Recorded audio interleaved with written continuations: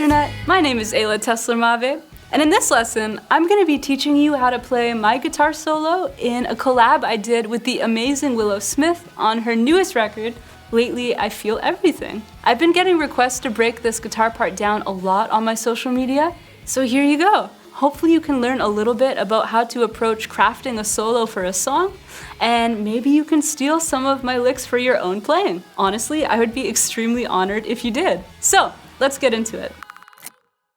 And if you are a Guitar.io member, remember you can dive into these licks using our interactive practice tool that allows you to slow every section down, loop the treble sections, all while seeing the full tab along with the music. It really is the best way to learn these, and if you are not a member, you can get a free trial at guitarrio.com/trial. So firstly, let's talk about the chords in this song. When I first received the track from Willow, all of Willow's verses, the choruses, and a lot of the production was already there. But there was about a minute in the middle of the track with space for a verse and a guitar solo. I was told to write a verse there to sing, which I of course did, and then to solo. And the vibe I got from Willow was to solo with more staccato phrases and hooky riffs, as opposed to long held notes or anything like that. But the rest was up to me to decide. So my first step was to decipher what was happening harmonically in the song. And the song is basically in C# minor. And there are a few chords that break outside of C# minor, but essentially I think you can think of it as being in that key.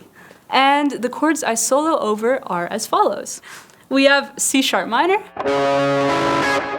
and then G# major, A major, E major, and then E flat minor. So I was definitely thinking of C# minor pentatonic as the foundation for the solo, first starting down here at the A string root pentatonic shape. I wanted to start down here in a lower register. So I had somewhere to build to later in the solo as I built the hype a little bit, you know? So basically, I was using this shape, plus reaching a little bit down further outside of the shape to get some extra notes in there. And here's what the first lick sounds like. So we start here, walking up from the 2nd fret to the 4th fret on the A string, 2nd fret of the D string, and then you slide from 4 to 6 on the D string, and then you hammer on from the 2nd fret to the 4th fret on the D string, and definitely put some vibrato on that last note, and it's pretty staccato. The phrase falls off pretty quickly, and then there's this big sort of reverb explosion behind the note, so that kind of fills in the space. But the phrase itself ends with a very short held note. And this is what the next phrase sounds like. I wanted to take that first line, but then embellish it a little bit. That's kind of a theme that happens throughout the solo. You establish a motif, repeat it with a little bit of embellishment, and then move on to the next hook. But yeah, the next line sounds like this. So the next line starts, again with the same collection of notes as the first one, but with a slightly different rhythm. Again, you slide from 4 to 6. And then, this is where things get kind of interesting. Again, hammer on from the 2nd fret to the 4th fret on the D string. And then immediately, you slide from 4 to 5 and then back again. And then you pull off to the 2nd fret. And then, you slide from 4 to 6. So there's a lot going on with just your fretting hand. And again, the phrase ends with a very short held note. And when you put the first two phrases together, this is what it sounds like.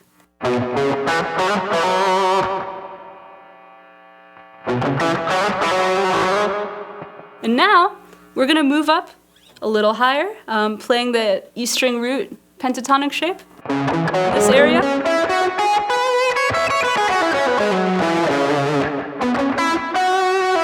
And the next line sounds like this. So you play 9 to 11 on the D string, and then hammer on 9 to 11 on the G string,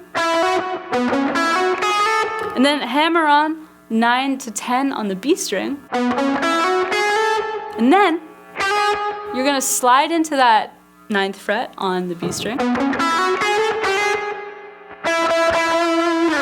and then play the 9th fret on the G string 3 times with some vibrato, and then you slide off. And this is pretty palm muted as well, because I think that that's kind of a cool modern thing to do, you know? You just palm mute and keep things very contained and staccato. And all of these notes come from C sharp minor pentatonic, except that note there, the flat 6, which is a great note to add to minor pentatonic a lot of the time when you're in a minor key. Just adds a little something fun, a little extra flavor to take you outside of the minor pentatonic sound. And then this line repeats, but with a little bit of embellishment. Starts the same way. But this time, you play that 9th fret on the G string 2 times. And then the 3rd time, you want to slide down to the 8th fret with some vibrato. And you can fall off that note a little bit as well if you want. It's a little subtler than the time prior. But basically, if you put everything we have so far together, this is what it sounds like.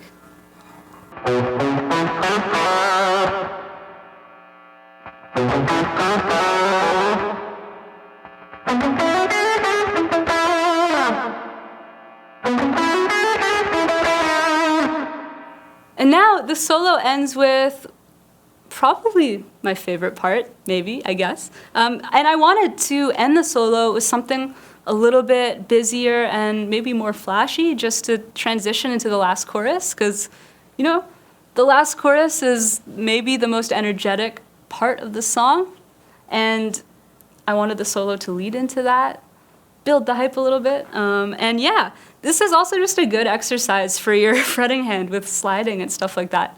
And this is what it sounds like.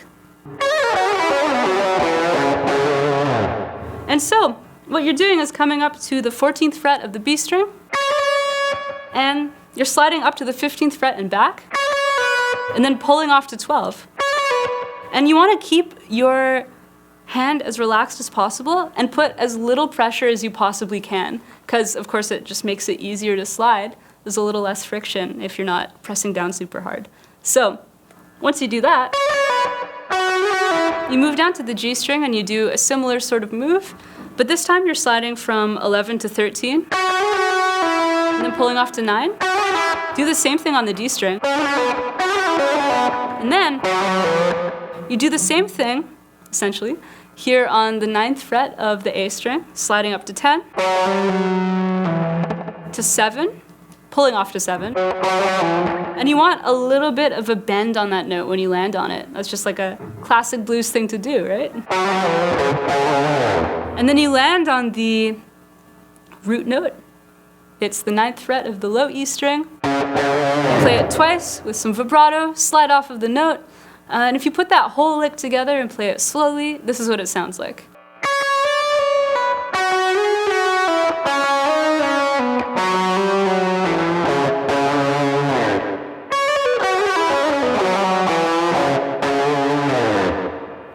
Now if you put the whole solo together, this is what it sounds like.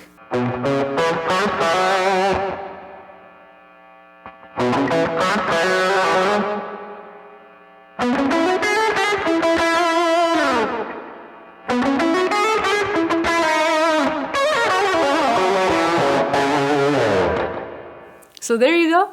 There's my solo in Come Home by Willow featuring Ayla Tesler-Mabe, who is me. And obviously it was an incredible honor to be on such a cool track with some punk and R&B overtones. And, you know, I'm a huge fan of Willow and everything she does. She's a genuine artist who, on her own merit, deserves all the success she has. And getting to work with her and Tyler Cole, dream come true. beautiful experience. So yeah, I hope you learned a little something about guitar playing or song crafting, and leave a comment down below of any other solos you'd like me to break down in the future, any solos at all. And yeah, thanks for watching. I hope you have a great day.